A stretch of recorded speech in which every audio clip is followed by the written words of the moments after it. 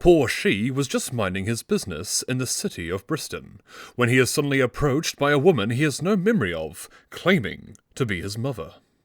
Then he is led away from the party, to find his apparent father cooking up meat and noodles in their successful family business.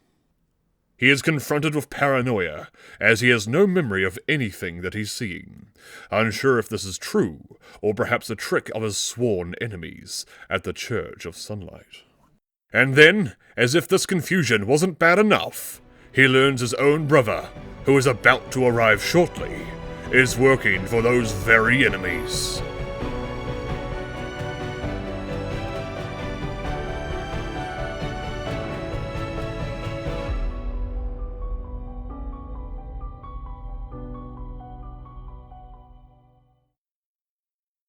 She tries to get a hold of himself, knowing he will momentarily be face to face with a brother that he may end up having to kill in self-defense.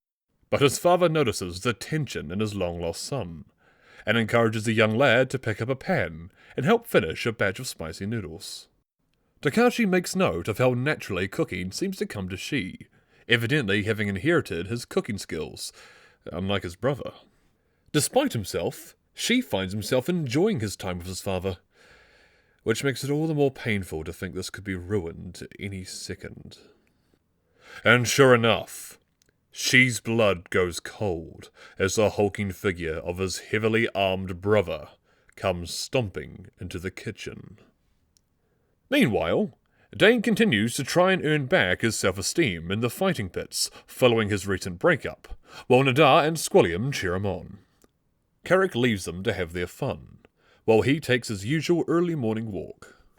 Carrick once again generously overpays for a newspaper from the struggling young lad, and learns Dale leadership is no longer letting anyone in or out of the city. Having no reason to question that information, Carrick carries on, and soon stumbles upon a few thugs harassing a little gnome girl into handing over her mother's purse. Carrick enjoys every second the punks underestimate him, until he finally decides to unleash his inner Batman and make sure the poor girl is unharmed. After walking the poor thing home safely back to her mother, he can't help overhearing a conversation from a nearby gnome neighbour and her visiting daughter. Upon recognizing the daughter as Rebecca Tuttle, the Archmage, he pops over and says hello. He learns that poor Wendy, Rebecca's mother, was recently resurrected by her daughter, following the murder from a psychopathic red-headed gnome. Carrick is a bit alarmed to hear this, given his code of the monastery to maintain peace at any cost. He can thankfully assure them that Zook has already been held at the guardhouse. As they relish in the good news, Carrick returns to the tavern to check in on the brawling dwarf. Meanwhile, She locks eyes with his behemoth of a brother, hoping that if something happens right now, he can avoid hurting his parents in the crossfire. Just as She thinks he's about to be attacked, Ryuzaki just lunges forward to give him a second spine-crushing bear hug, just like his old man. Looking for any sign of an act, She finds nothing, and it seems his brother is both genuinely happy to discover he's alive, and completely ignorant to She's religious affiliation. When Ryuzaki invites She to take a walk with him, the druid figures it would be ideal to get away from the family if this is a trap after all. But as they start wandering the streets, it quickly becomes clear that Ryuzaki truly is genuine, as he takes on an apologetic tone while speaking with She. She learns that despite having no memory of it, his older brother apparently used to hit and bully him quite often when they were growing up. After She disappeared, Ryuzaki seemed to take it badly, thinking he was the reason his brother may never come home again. Everyone assumed he had wandered into the woods and gotten lost, and the whole neighborhood spent 2 weeks trying to find him. But even when everyone else gave up, Ryuzaki, no older than 9 years old, would sneak out every night for 3 months, trying to find his lost brother and bring him home. They arrive at the same cemetery that Ickle dug up not so long ago, and find themselves standing before a tiny grave with She's name on it. She learns of his brother's tantrum at the funeral, furious and refusing to accept that she was dead. And to think, all this time later, he was right. She isn't sure what to say, not sure what to make of any of this, and just gives his brother the old reliable pat on the back. When the emotional moment has passed, Ryuzaki changes the subject, excitedly inviting his brother to join him on a trip to the nearby village of Bluestone. Ryuzaki was given an assignment from the Church of Sunlight in Labrie, from the Pope himself no less, to hunt down a necromancer wanted by the church. So after a quick trip to gather his friends from the tavern, she brings the party with them as they make a few days' walk over to Bluestone. There they find the small human population has several tritons that seem to be taking shifts residing there and looking over the surface dwellers, even giving them swimming lessons. Ultimately, the party decides it's best not to dwell here, and quickly keep moving to the small way out of Bluestone where the Necromancer was last seen. Unbeknownst to the party, they walk right by a small broken home containing a frail child and his dying mother. As they arrive at the abandoned elven tower, looking for a necromancer that Ryuzaki confirms is a lizard folk, they only find undead corpses. After quickly cutting them down, an easy task with the help of Ryuzaki, being a well-trained paladin, they find a few notes and scrolls left to be protected by the undead. They learn this necromancer was trying to find a way to raise the dead, without leaving them as mindless husk. It seems the army of undead, with the skills and abilities they had in life, yet still bound to their summoner, could make for an unstoppable army. Just before they head off to see if they can catch up with the necromancer on the road, she decides to cast a quick detect good and evil spell to make sure they didn't miss any undead. Not expecting to detect anything, the rest of the party watches as she suddenly freezes, and then slowly turns around to look directly at Dane. Obviously picking up on the insinuation, Dane immediately laughs it off. When the stares just continue, Dane turns defensive, looking at Nadar and asking if he really thinks Dane is evil after all they've been through. Nadar hesitates to answer, and Dane expresses his disbelief that he has to deal with the suspicion right now, as if Kate breaking up with him wasn't enough.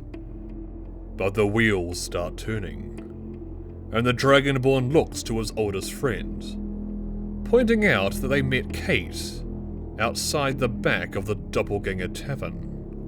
The very tavern they were waiting for the last Doppelganger to return from, before they were met by that Sharkin they killed instead. What's more, Dane was acting odd back in Ickle's shop, where he was asking for all the details about the dead man with the locket that was hunted by another doppelganger. And if all that wasn't enough, the night after Kate left, they heard a story the next morning about a mutilated dwarf found dead and stuffed in a barrel.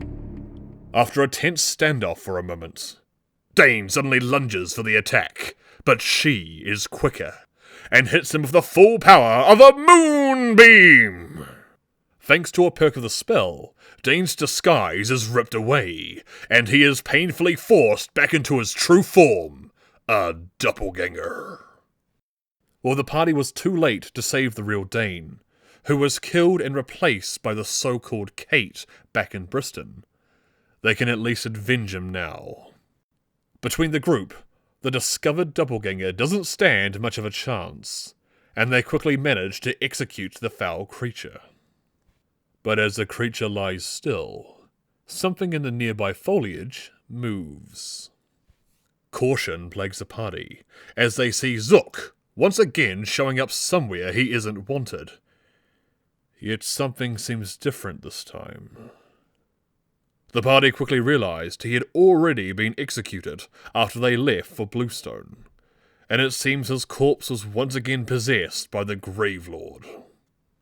Zook doesn't say anything, barely even acknowledges them, and simply walks right up to them, to take the doppelganger's corpse. Yet just as it seems Zook is going to take the corpse and walk away, they see a twitch from the gnome, before he smirks and leaves them with a foreboding farewell. The party don't even have time to concern themselves over the fact that he seems to be breaking free from the possession, before he suddenly teleports away with the doppelganger corpse. Not quite sure what to make of that, Ryuzaki and the party return to their current quest of chasing down the Necromancer. A few hours of briskly walking north, they manage to catch up with two individuals, the lizardfolk Necromancer himself, and an undead elf. Immediately seeking to eliminate their target's bodyguard, Carrick sucker punches the elf, only to find the fully sentient elf is rather offended by the act. Suddenly feeling a little awkward about jumping the gun on this seemingly polite fellow, Carrick offers the 75 gold that he has in his pockets to the elf as a peace offering. The Necromancer that raised the elf from the undead, however, barks orders for his undead travelling companion to kill them all. Yet it seemed the lizardfolk's undead experimentation had worked a little too well. Not only was the elf of his own mind, but he also had no obligation to follow his commands either. And so the Necromancer suffered from his own success, as he proceeded to get knocked out by the party, while his perfect experiment just happily stood by and watched. When the Necromancer is subdued, the undead elf introduces himself as Tywin, and proclaims himself to have been a famous bard known across Wolen almost 20 years ago, before his death.